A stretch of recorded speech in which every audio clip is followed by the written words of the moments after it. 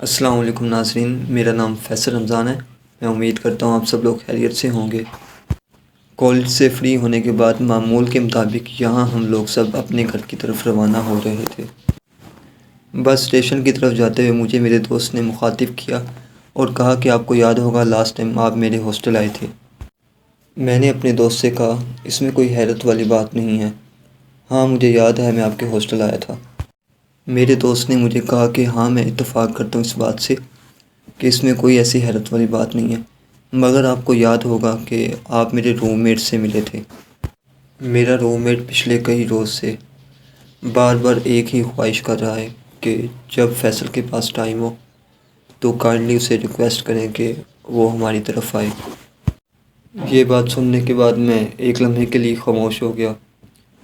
اس کے بعد میں نے اپنے گھر اطلاع دی کہ میں آج ذرا دیر سے آؤں گا۔ دوست کے پاس ہاسٹل جاتے ہوئے مجھے اپنا وہ لمحہ یاد آ گیا جب آخری رات تھی ہاسٹل میں میری اور صبح میں نے اپنے گھر جانا تھا۔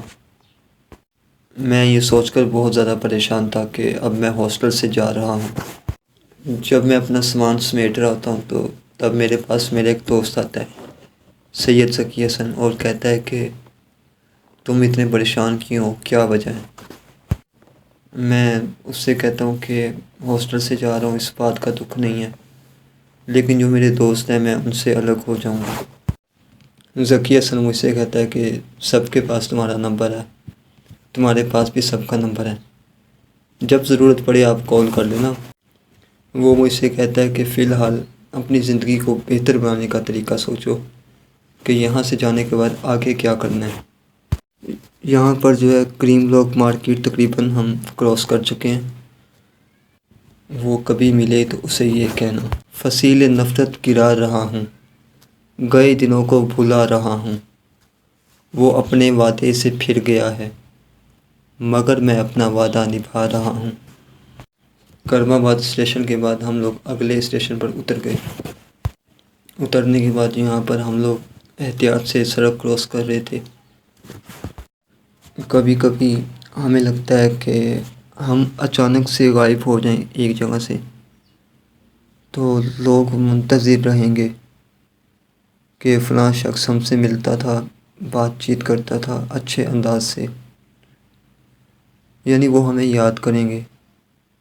تو ایسا کچھ نہیں ہوتا، کیونکہ وقت اور حالات اتنی تیزی سے چلتے ہیں کہ انسان کی کمی کو بھی پورا کر دیتے ہیں۔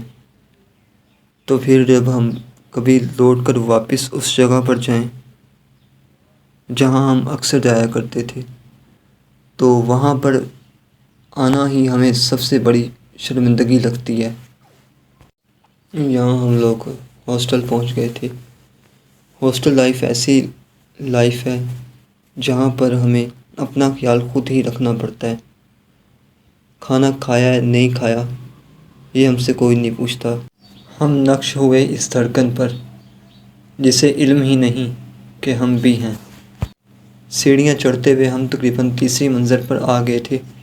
اس کے بعد ہم مزید اوپر جا رہے ہوتے ہیں اور میں اپنے دوست سے کہتا ہوں کہ تمہارے لیے یہ مشکل ہوتا ہوگا دن میں 5-7 دفعہ اوپر سے نیچے آنا جانا۔ تو وہ مجھے کہتا ہے کہ ایسا کچھ نہیں ہے، وقت کے ساتھ انسان کو عادت ہو جاتی ہے ہر ایک چیز کی۔ میں اپنے دوست کے پاس ہاسٹل میں کچھ دیر بیٹھتا ہوں، اس کے بعد میں اسے کہتا ہوں کہ مجھے اب واپس گھر جانا ہے کیونکہ ٹائم کافی ہو رہا ہے، میری اور بھی ذمہ داریاں ہیں، میں نے اور بھی کام کرنے ہیں جا کے۔ کون کہتا ہے ختم ہوا محبت کا زمانہ، آج بھی کوئی کیس ہے کسی لیلا کا دیوانہ۔ ہم اپنی زندگی کے بہت سے سال ان کاموں میں لگا دیتے ہیں جن کا ہمیں کوئی فائدہ نہیں ہوتا، جن سے ہمیں کچھ حاصل نہیں ہوتا۔ بہتر ہے کہ ہم ایک منصوبے سے اپنی زندگی کو ایک پلان کے مطابق، ایک منصوبے کے تحت ایک گول سیٹ کر کے چلیں تاکہ ہمارا جو وقت ہے وہ ضائع نہ ہو۔ وقت پر عبادت کریں اور اللہ سے اچھی توقع رکھیں۔